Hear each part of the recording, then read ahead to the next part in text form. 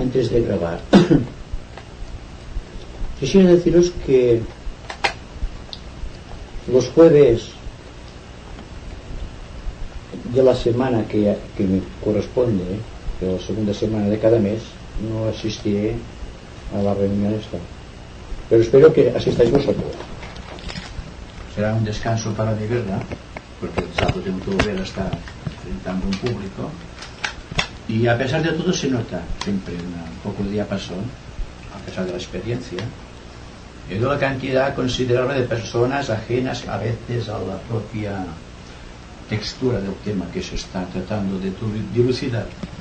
Y creo también, por otra parte, que aquel día podéis organizarlos a vuestra manera, sin depender, sé que no dependéis de mí, pero para no depender exclusivamente de mí, porque en aquel momento podéis incluso improvisar algo utilizando la fuerza del grupo que ya está depositada aquí, y yo llamo el espíritu de la reunión.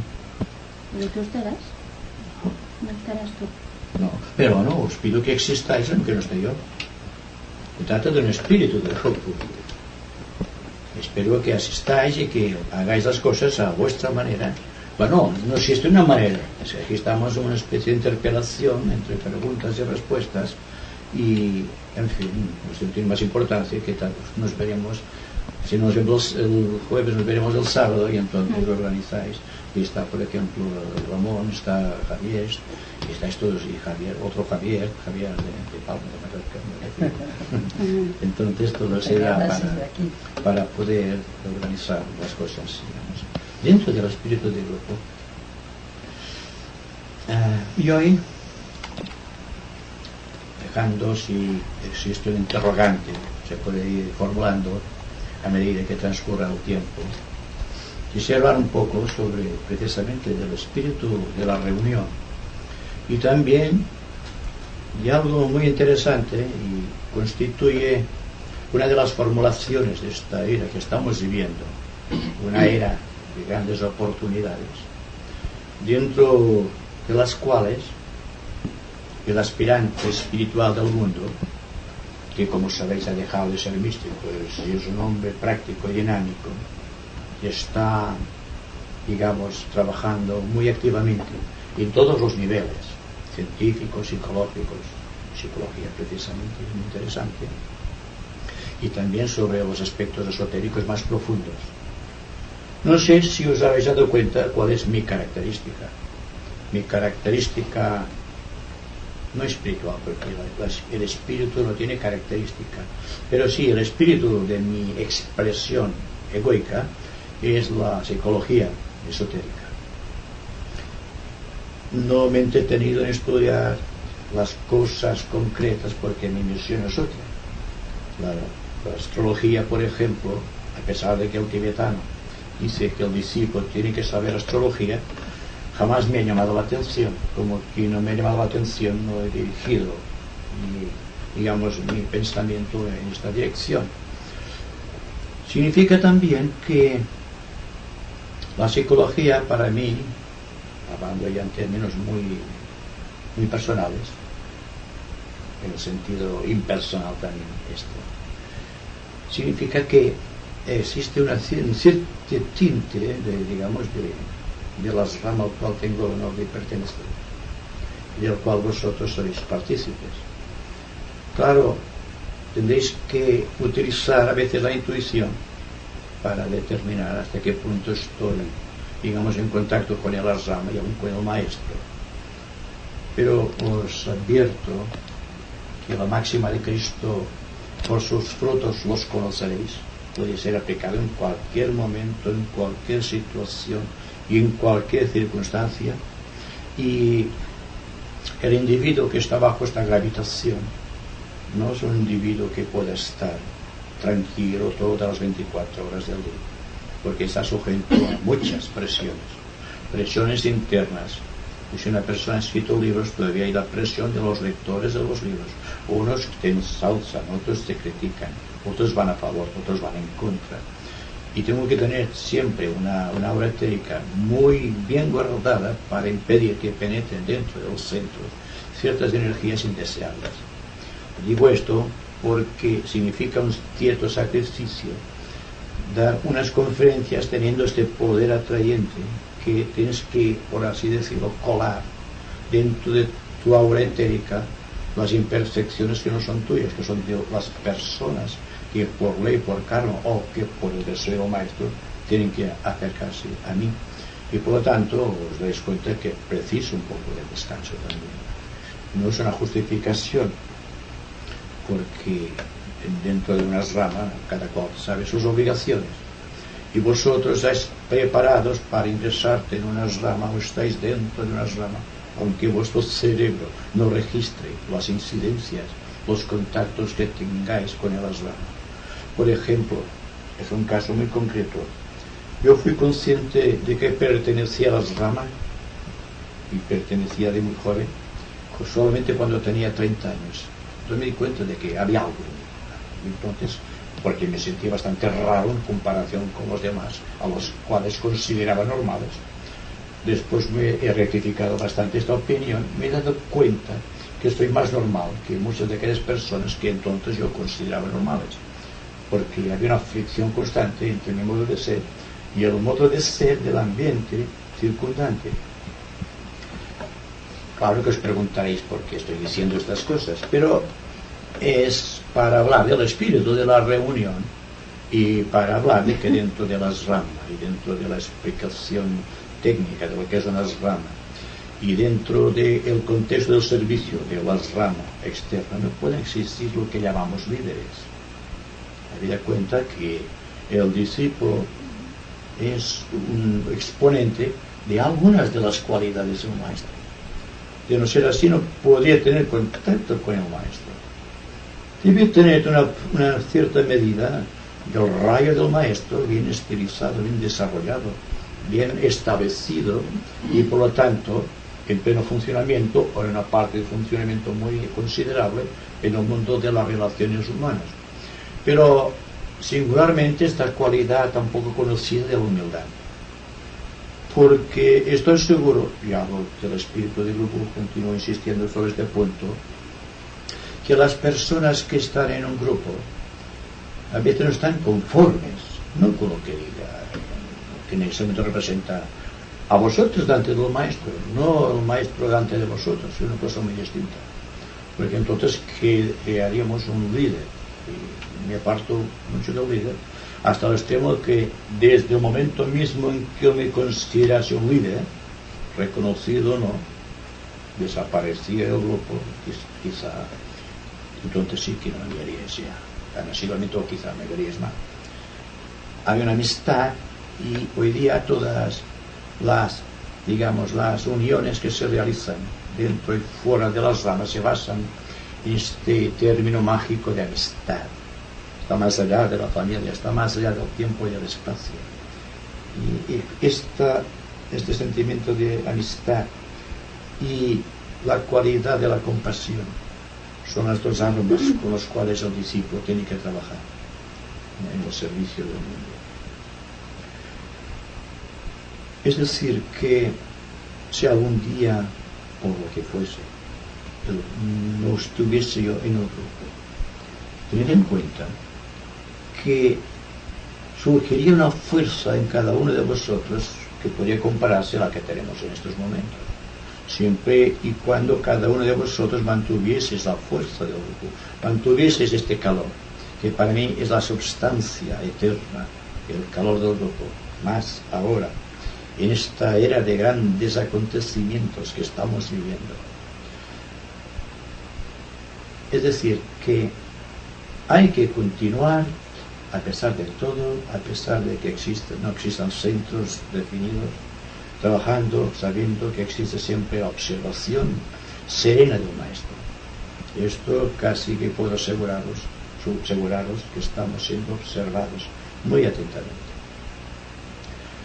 No significa esto que el maestro se entrometa en la vida personal de sus discípulos o de sus educandos o en aquellos iniciados que por sus cualidades están observando a través de estos observantes y el maestro es consciente de los grupos y de las personas, sino que, y esto lo puedo garantizar, Jamás la posición de un discípulo ante la vida corriente, ante la vida social, ante la vida familiar, ante la vida profesional, ha sido motivo de explicación o de interpelación por parte del maestro. El maestro solamente está, digamos, atento al servicio que cualquier discípulo pueda realizar en bien de la humanidad, siguiendo los planes establecidos de la jerarquía. Esto constituye hoy día una de las grandes reformas que están variando considerablemente las formulaciones dadas en la era de Piscis, en las cuales la obediencia ciega era condición o requisito indispensable. Entonces se consideraba ante todo la vida, el carácter del discípulo, sus relaciones sociales, cómo se desenvolvía en su vida privada, cuál era su karma.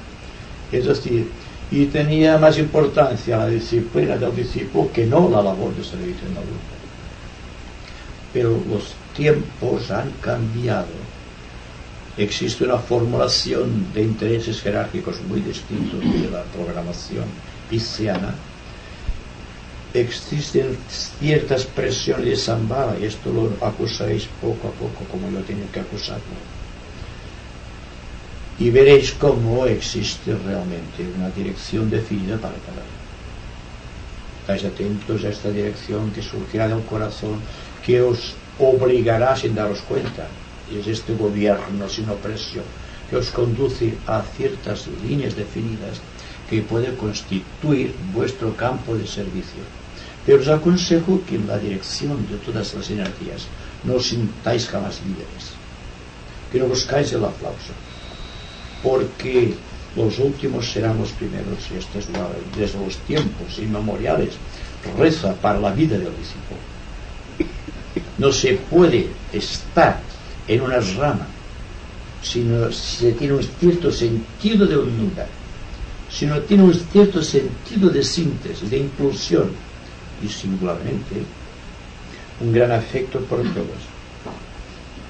Que nuestra rama, el pequeño grupo que constituimos aquí, está enlazado con una rama del segundo rayo de amor y de sabiduría, y todo el contexto de la obra que podemos realizar, la obra que he estado realizando hasta aquí, está muy estrechamente vinculada con la obra del maestro de Walkul y con la maestra Kutubi. Esto, si tenéis un poco de intuición, podéis desenvolverlo. Os he dicho también muchas veces, y lo repetiré sin cesar, mientras pueda, mientras tengo fuerzas, de que uno de los aspectos que debe desarrollarte el discípulo es la radiación, el sentir esta fuerza que dimana de sí se extiende en ondas concéntricas por doquier, utilizando los ambientes, penetrando en el aura etérica de las personas que nos rodean, creando realmente fermentos de evolución social. Y desde aquí, a partir de este punto, darse cuenta de que realmente, a pesar de todo, algo de la obra de un maestro se ha realizado en uno, y que vamos hacia allá, y que después de todo, después de esta programación, queda ante nosotros abierta por completo la puerta de la iniciación.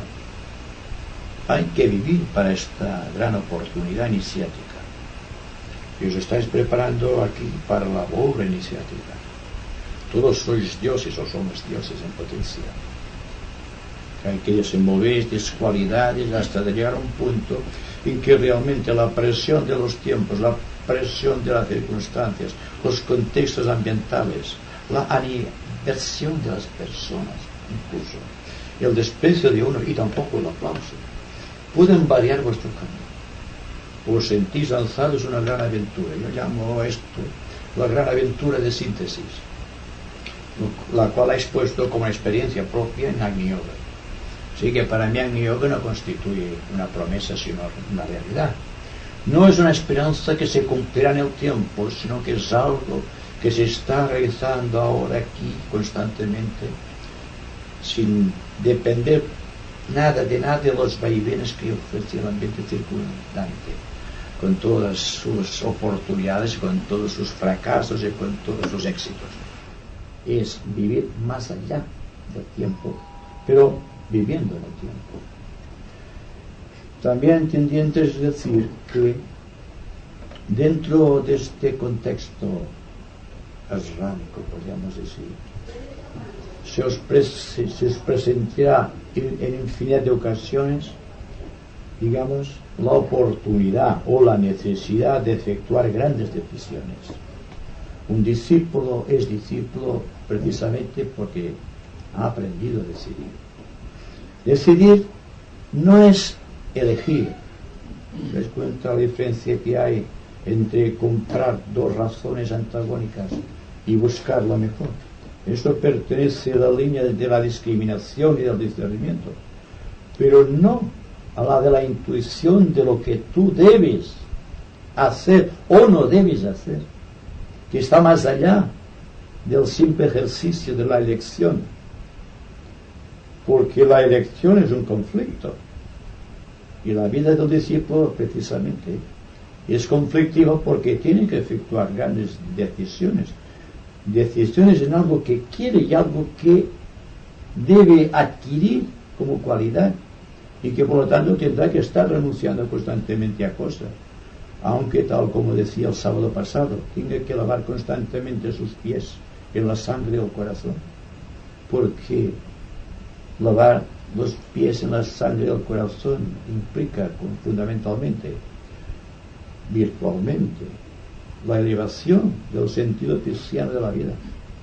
porque los pies están dentro del contexto de la era de Piscis, está involucrado en lo que toca al suelo, pero cuando ya no toca al suelo sino que toca la sangre del corazón, y aquí hay un gran misterio iniciático.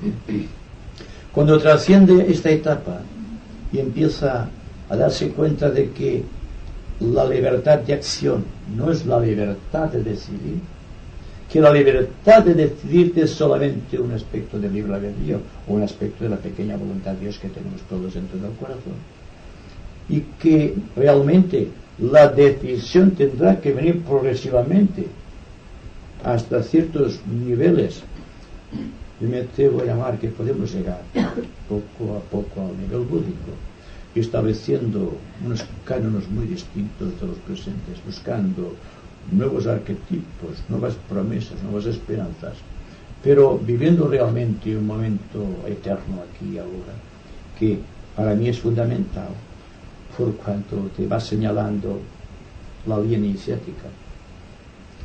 Es decir, que al hablar del espíritu de grupo y al hablar del espíritu de la gran decisión que todos tenemos que enfrentar algún día, tendré que decir que no podemos quedar indecisos, y que lo que estamos tratando de realizar es la verdad de nuestra vida, siendo la verdad un principio de la divinidad que debe revelarse a través de la pequeña personalidad, y que naturalmente tendrá que estar muy aferrado, por decirlo de alguna manera, con el segundo rayo de amor-sabiduría, porque solo con un gran amor se puede efectuar el sacrificio de la personalidad. Y vendrá después la personalidad superior del Sanat Kumara, que nos facilitará la voluntad dinámica, que es la que nos lleva a la iniciación. Finalmente llegará un momento en que no tendréis que decidir, porque cuando hay el conflicto de decisión existe una inseguridad. La persona no sabe exactamente qué es lo que quiere, y al no saber exactamente qué es lo que quiere, y es cosa de la voluntad, tendrá que equivocarse muchas veces, porque podrá rechazar algunas veces algo que es necesario y rechazar algo que es innecesario, o al revés, que los términos se sobreponen o se anteponen, buscando ofuscación de la mente. La elección tendrá que surgir de un gran amor del corazón, y lo que digo, que si hay un gran amor por la verdad, es como el caso del amado. Cuando una persona ama intensamente a otra, no hay conflicto de elección. La elección tiene que surgir cuando no existe un amor completo, cuando existe un amor entre varias cosas, y venga la mente tenga que decir cuál de las cosas favorece mejor el interés de la personalidad psicológica. Pero esto no es amor, es simplemente un cambio, un trueque. Es como si dijeses de la vida: si tú me das esto, te daré aquello, Y las uniones que existen hoy día se basan en el trueque, en el compromiso y no en la libre elección del espíritu. Y ahí, tal como vemos en el mundo actualmente, está constantemente sufriendo debido a que no efectúa correctas elecciones. Entonces, para terminar, para que no podemos hablar de otras cosas, pero siempre queda dentro del corazón algo que decir en un momento dado. Y naturalmente, una de las razones por las cuales hoy me he sentido quizá inclinado a decir estas cosas es porque realmente sufrimos por la elección y no tenemos que sufrir por elegir. Podríamos suspender el juicio si pudiésemos, si tuviésemos la fuerza suficiente, dejando que surgiese la verdad por sí misma, que es una de las grandes técnicas lunares, dejar que surja la cosa por sí misma. Y llega un momento en la vida del discípulo que tiene que reverdecer aquellas técnicas y que van saliendo las cosas por sí mismas y después. Pero desde que vino San Kumara a nuestro planeta, que imprimió este ritmo nervio o mental a nuestra vida y nos dotó de la capacidad de decidir, entonces surgió a sí mismo la aceleración del proceso evolutivo, mediante el cual cada uno de nosotros puede ejercitar su mente en varias direcciones, con adquirir poderes, crear circunstancias y no esperar que surjan las circunstancias por sí mismas. Es decir, que la técnica de la nueva era, singularmente con la técnica de la elección de situaciones o la elección entre personas, tendrá que basarse mucho en un gran equilibrio interno, que vendrá con el tiempo, naturalmente, pero que mientras tanto nos hace sufrir, y para que hay que sufrir, suspender el juicio, entonces haz que las cosas se vayan saliendo por sí mismas. Para mí esta es una de las razones que quería exponeros hoy. Os he dicho también y repito, y espero que veáis en el desarrollo de las circunstancias del grupo, de que realmente nuestro grupo es el segundo rayo, que está impregnado de un gran espíritu de amor, que estamos enlazados de alguna manera con la jerarquía y que prácticamente tenemos contactos con los maestros. Seguramente os he hablado de los maestros a los cuales reverencio profundamente, que son el maestro tibetano y el maestro peruano. No es que les diga la obra de los demás maestros, sino que os digo que estamos vinculados a través de este pequeño grupo con una rama del segundo rayo, y que esta rama del segundo rayo está muy vinculado con la obra de estos dos maestros, y que por lo tanto, actualizando la fuerza del amor, esta fuerza que tenemos aquí y que tendremos después cuando salgamos a despejar este ambiente, digamos, místico que estamos creando aquí, porque esto queda asimilado dentro de ciertos centros de poder que están ansiosos de coger esta energía vital que lleva el espíritu de grupo para después expansionar todo el resto, para que no crea confusión ni crea perturbación en el cerebro y en el corazón cuando vamos a cenar, ¿verdad? Y cuando nos despedimos, cuando todo el mundo se queda asombrado, cuando todo el mundo está abrazando, porque es una efusión. Y casi que nadie se iría tranquilo si no podía abrazar a sus amigos, porque existe algo aquí que podríamos decir una evolución del segundo rayo en nuestro grupo. Solamente quería deciros esto. Es temprano todavía y si queréis podemos continuar ahora con alguna pregunta o con lo mismo ampliando quizá algún detalle. Sí, de todas maneras, si me permites, veo un paralelismo de esta disertación, de esta evolución del grupo con la de otros dos maestros que conozco, y que en algún momento de esta evolución se ha establecido precisamente una pausa, aunque que tú de momento prometes continuarla, de alguna manera para probar la estabilidad, el grado de fusión, el grado de personalismo que hay en el grupo, etc.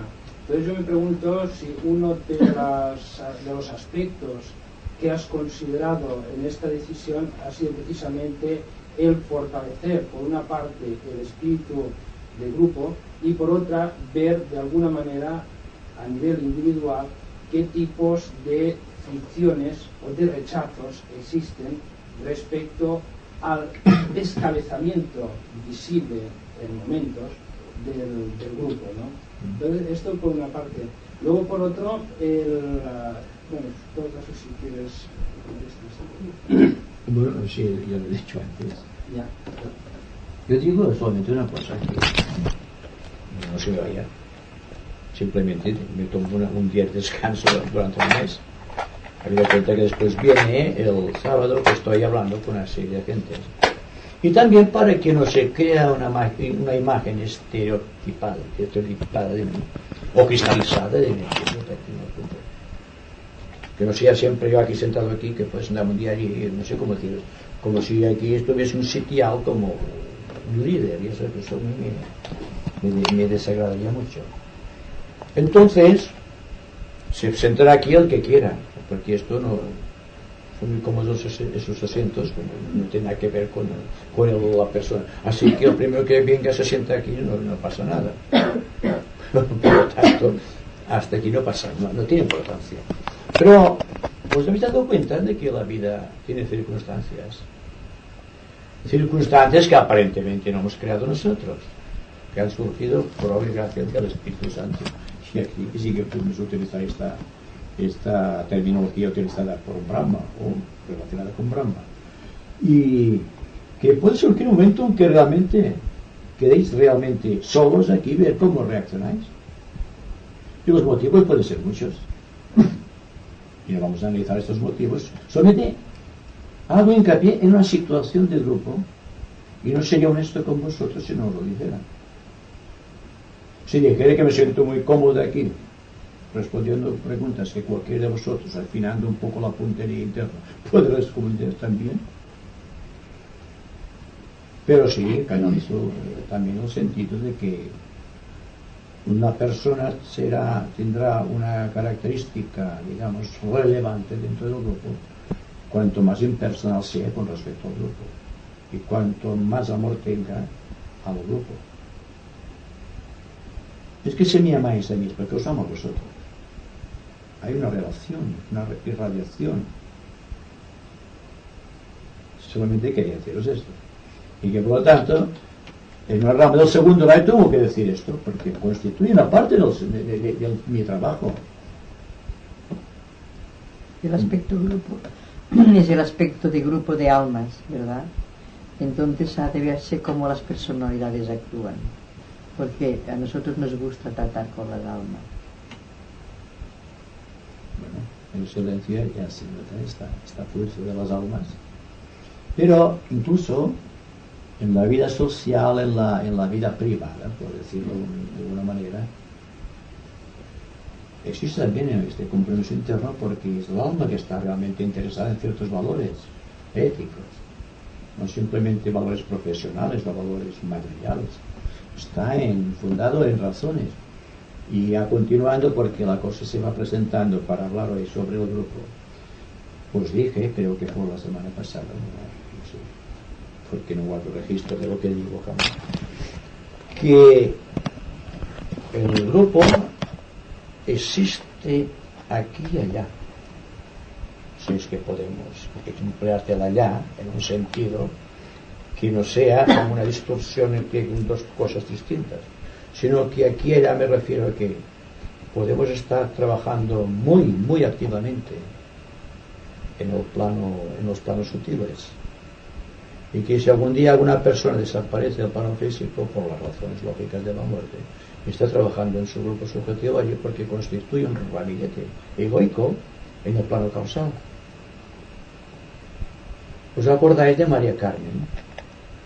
María Carmen, en el fondo, fue la pequeña, digamos, muestra del maestro aquí. El sufrimiento de María Carmen, del cual todos participamos un poco, fue el aglutinante de este pequeño grupo. Y esto lo sabéis porque es algo histórico y está algo que estáis reciente, y que por lo tanto constituye una obra de veneración a la obra del maestro a través de ella, que permitió constituir este grupo de amigos que me atrevo a decir que se quieren muy sinceramente, y que por lo tanto para mí constituye una perla, digamos, una joya dentro de la vida digamos, tan alocada que no podía. Y que por lo tanto ella trabaja en los niveles subjetivos bajo la indicación del maestro. Será quizá o no consciente de esta relación. Pero el hecho de que fuese vinculada, o la vinculación con María Carmen de todos nosotros, o los más allegados al menos, fue, digamos, el núcleo radioactivo a través del cual se originó este grupo, ha dado como resultado el afecto que nos tenemos ahora, que no es más que la reproducción del amor impersonal que nos tenemos el uno con el otro. Y que aquí ahora estamos tratando, si os dais cuenta de ello, de crear una antacarana que conecte este pequeño grupo con el grupo egoico.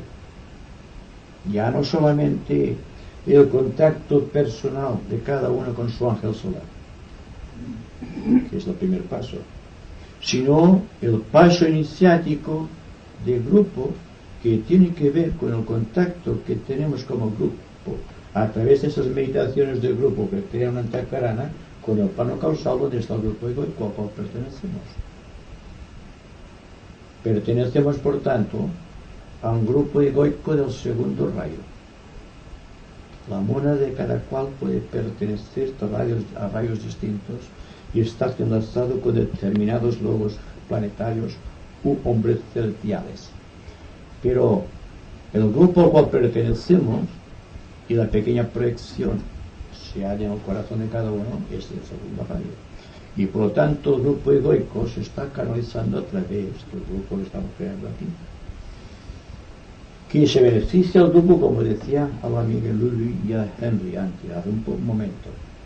Estas energías tienen un valor fundamental, curativo y radioactivo, y que cada cual dentro del grupo, en el momento de la meditación, cuando todo está en silencio, podemos pensar, más que pensar, en sentir el afecto sincero a las personas que sufren, que están enlazados kármicamente con nosotros. Porque nos debemos a un karma. Y aquellas personas que más cerca están de nosotros es aquellas a quien Dios quiere que amemos más, en sentido personal de la palabra. Pero que en sentido global y como relaciones sociales, parte de la fuerza que se canaliza a través de la antacarana de grupo podrá, digamos, extenderse en irradiaciones a través de otras personas que están sufriendo. ¿Sabéis que lo que pasó con María Carmen fue una especie de milagro? Fue la fuerza del grupo que la mantuvo viva durante el tiempo que el grupo quedó casi semiconstituido. Pero todo esto también os lo digo porque aunque cualquiera de nosotros fuese, digamos, desapareciendo con el tiempo, no tiene importancia capital, porque la forma no es nada para el discípulo. Es una máscara, un simple vestido que se pone y que luego se lo quita. Y hay que ser muy conscientes de esto para evitar el temor a la muerte. Porque ni el discípulo se libra del temor a la muerte. Como el niño tampoco se elimina el temor a la soledad y a la oscuridad. Se trata de ver estas cosas con una gran visión de conjunto y casi viendo la muerte como una necesidad. Y también decir, por ejemplo, que el trabajo del discípulo es rápido. A medida que avanza en su camino no tiene pralaya, va dejando el pralaya o va dejando el devacán. Es decir, que se puede dar el caso de que dentro de un grupo, si el grupo persiste, puede reencarnarse el ego nuevamente debido a esa antacarana de grupo. Y es muy difícil que se encuentren grandes discípulos en el devacán. El devacán va a las personas que todavía tienen grandes pasiones que desarrollar, grandes pecados que cubrir, por ejemplo, no misterios a realizar como pasa con el discípulo. Y todo esto que va sucediendo ahora es prepararnos también para este momento cíclico. Recordad que la desaparición de la forma no nos implica que tenga mucha importancia desde el ángulo de vista del espíritu. Es el pequeño grupo de relación social, la pequeña mente enfocada en los valores impermanentes, la que crea el temor. Porque vamos a buscar la liberación de la forma, para que el espíritu de la vida se infunda más dentro del ego. Y entonces, cuando existe una ley de servicio, y esta ley de servicio es interesante que lo descubramos, todo esto que vamos ahora mecanizando dentro del corazón o haciéndolo automático como servicio, sea una respuesta del grupo egoico. Sí que no hay que preocuparse, hay que vivir, hay que ser feliz, se puede decir así. Hay que amar mucho y no apegarse, porque si nos apegamos entonces viene el conflicto del desapego, que no es más que el sentido exagerado de la elección. En fin, no quiero cansaros más. Haremos la meditación, pero os aconsejo que tampoco meditéis sobre esto, porque si habéis estado atentos se queda dentro del corazón como una promesa o como una realidad, ¿sabes?